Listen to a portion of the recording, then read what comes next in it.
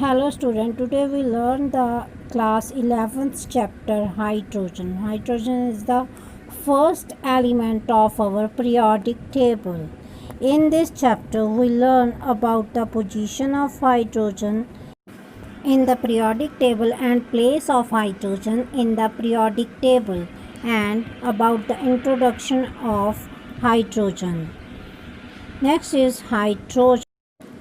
Hydrogen is the most abundant element in the universe and the third most abundant on the surface of globe is being visualized on the major future sources of energy.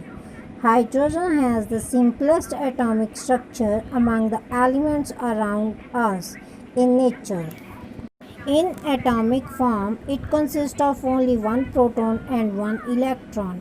However, in elements form, it exists as diatomic molecule and it is called the dihydrogen. It forms more compound than any other element. Means hydrogen जो हमारा है सबसे abundant element है universe में और most abundant element on the globe, हमारी जो globe पे सबसे ज़्यादा अबंडेंट एनिमल है और इसको फ्यूचर सोर्स ऑफ एनर्जी माना जा रहा है.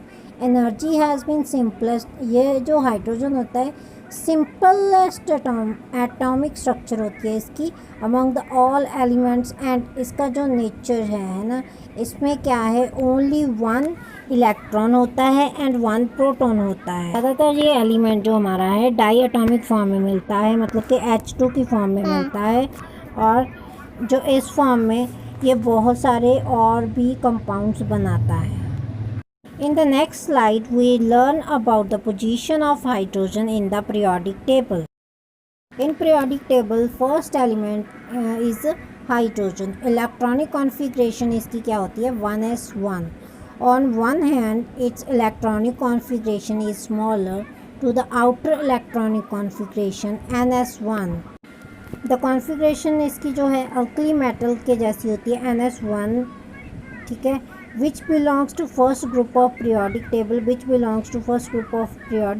मतलब कि on the other hand the halogens, जैसे हैलोजन में है NP5 उसके भी साथ इसकी जो कॉन्फ़िगरेशन है वो मैच करती है. हमारे ग्रुप 17th में होते हैं हैलोजन्स और ये भी उनकी तरह ही वन इलेक्ट्रॉन शॉर्ट होती है और corresponding to noble gas configuration.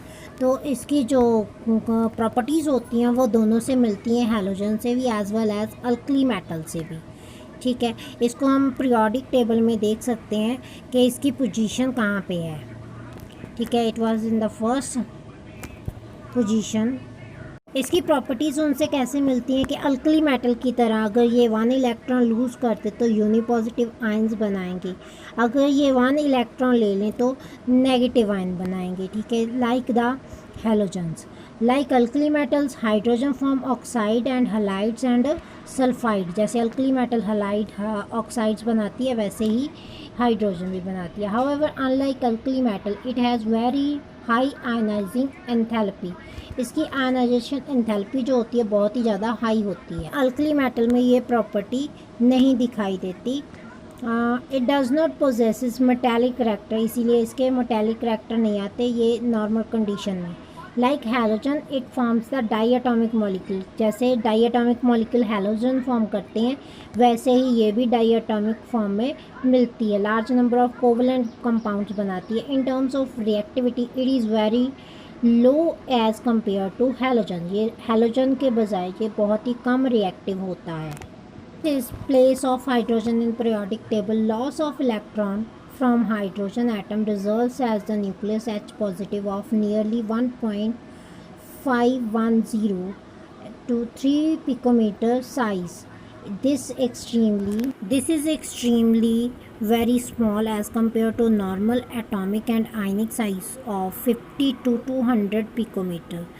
As consequences, H positive does not exist freely, is always associated with other atoms or molecules. Thus, it is unique in behavior and is therefore best place separately in the periodic table.